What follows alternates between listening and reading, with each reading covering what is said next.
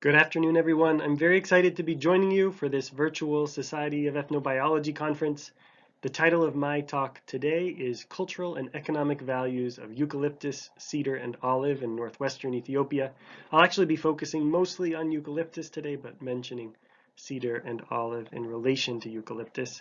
I'd like to acknowledge my wonderful co-author, Professor Zemede Asfaw from the Department of Plant Biology and Biodiversity Management at Addis Ababa University in Ethiopia, and he and I have been working together now for many years. I'm very grateful for his support and guidance. I want to begin today by just pointing out that all over the world we see trees in agricultural landscapes, and in some parts of the world they comprise a significant part of our land cover, particularly in Central America and Southeast Asia, where trees are major crops. But in the rest of the world, trees are sparsely distributed on agricultural land. Why do farmers maintain trees in their agricultural landscapes?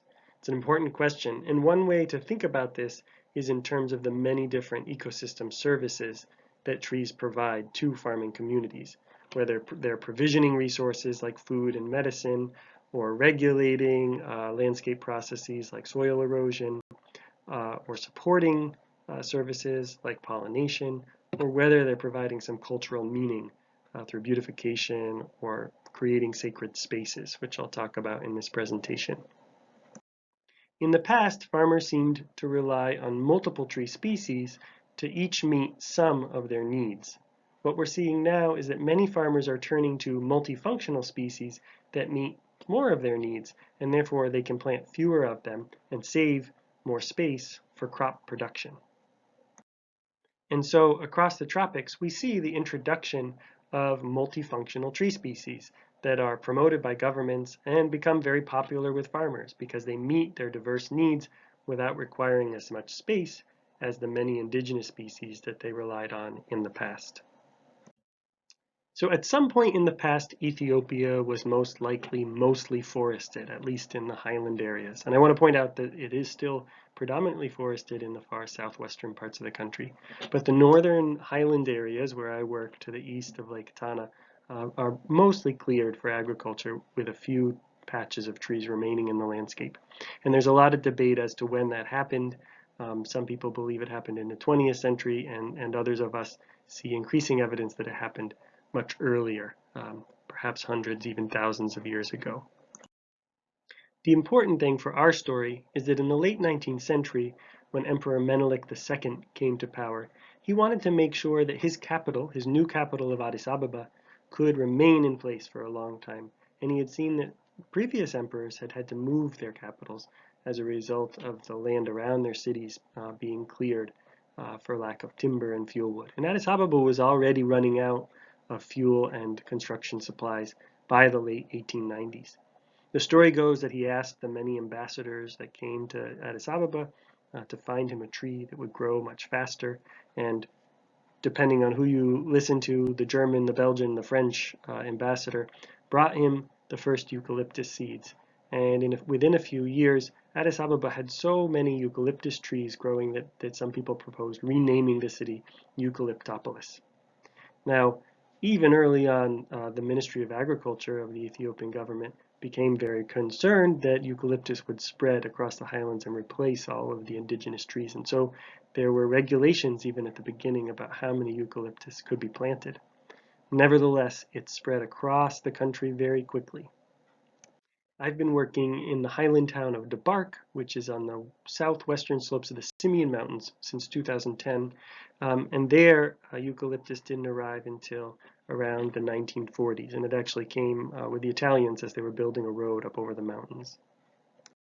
The central research question I want to ask today is, how has the introduction of a multifunctional tree like eucalyptus affected farmers' relations with the indigenous species that were there before? Kind of a follow-on question is, given that it's become ecologically dominant, as I'll show you in a moment, is eucalyptus now gaining some cultural significance relative to other tree species? For this presentation, I'll be drawing on results of semi-structured interviews with farming families in 30 villages surrounding Debark, as well as with priests and lay people at Ethiopian churches. I've conducted ethnobotanical free listing, and I'll be sharing some of those results with you, as well as ranking activities and participatory mapping. We also conducted a vegetation survey, and I'll be sharing that. And all of the information that we have here, we've reviewed with farming communities to validate our findings. When we ask farming families to name the tree species found in their landscape, all of them name eucalyptus. And there are 4 other species that are named by more than half of farming families that I interviewed.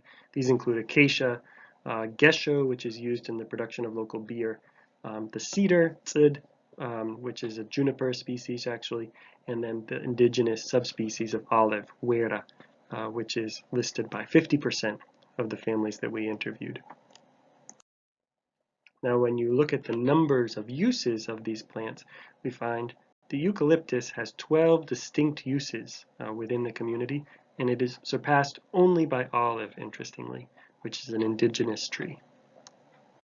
Everywhere you turn in Debark, you see eucalyptus. It's the main construction material for houses, for fences, which are very important in a mixed crop and livestock system, including fences that are used to protect trees from livestock. Its leaves are used as medicine. It serves as wildlife habitat. Importantly, farmers tell us that eucalyptus, at least this species of eucalyptus, is unable to reseed itself and grow on its own. That all the eucalyptus we see in these landscapes has been planted by farmers. I worked with a master's student who asked farmers to rank 5 different tree species for various criteria, and he found that eucalyptus was ranked the highest in terms of its quality as fencing. It was the best construction material. It was the most multifunctional, as we discussed before. It was the most important source of income. It had the highest growth rate. It also has the highest seedling availability, which is contributing to its spread. It's a very good source of fuel, the second best source of fuel. The only drawback is that it's not a great source of fodder. In addition to those ranking activities, interviews show that most farmers are ambivalent about eucalyptus in their landscape. So yes, they are enthusiastic about its many different uses, that it can grow really fast, that it coppices really well, that it has a high value, especially if they can bring it down to the lowlands to sell where it doesn't grow so well, and the fact that they can control its distribution. But they're also very concerned about the amount of water that it uses to grow so fast, and they blame it for drying out their landscape and depleting surface water resources. They're also very concerned that as older indigenous trees like cedar and olive are removed from the landscape, either dying by natural causes, by fire or something like that, that it's being replaced by eucalyptus as farmers opt to plant something that will grow a lot faster. And furthermore, eucalyptus is not associated with tradition. The name for eucalyptus, Baharzaf, refers to its transportation from somewhere across the sea, Bahar is the sea, to Ethiopia. So they're constantly reminded of its foreign origins. But it may be gaining some cultural significance over time as it becomes so central to their ways of life. When we do participatory mapping with farmers, eucalyptus always shows up on their maps, usually around their homes and gardens. But it's certainly underrepresented on maps compared to its actual abundance in the landscape. By comparison, cedar and olive are also on all of these maps, but they are overrepresented, indicating that they are of greater cultural significance and more salient, despite their relative rarity. Our vegetation survey found that eucalyptus was by far the most common tree in the Debark landscape, so it really dominates the woody vegetation, whereas cedar is the 3rd most common tree, but is found at much lower densities. Olive didn't even show up on our vegetation survey because we never detected it within one of our randomly cited plots. So the places where we do find more cedar and olive are in close association with Ethiopian Orthodox churches. Often near the very center of the compound. These so-called church forests, in the case of Debark, are quite small, but cedar and olive are associated with the history of the church because they are usually very old. Often the priests told me that they were planted at the time that the church was founded in the 16th or 17th century. Eucalyptus is showing up in these church forests, especially newer churches, but even on the older churches they're at the periphery now. And the priests tell me that they're being used instead of cedar to repair church buildings. This can actually protect some of the cedar trees, and that they're also an important source of income for the church. and so they're not seen as a threat to the integrity of these church forests. So to summarize, farmers in the Debark district of northern Ethiopia value eucalyptus primarily because of its multifunctionality. Of course, there are other reasons that we've talked about. Its abundance in the landscape reflects that value because, according to them, it's not able to reseed on its own. So all the eucalyptus you see in this landscape is a result of it being planted. Cedar and olive are disappearing from most of this landscape, except for within those church forests due to their association with church tradition. Eucalyptus may be gaining some cultural significance as it becomes central to ways of living in the highlands, but as of yet, it is not associated with tradition, which is very important to Ethiopian culture. Thank you very much for your attention, and I look forward to answering your questions.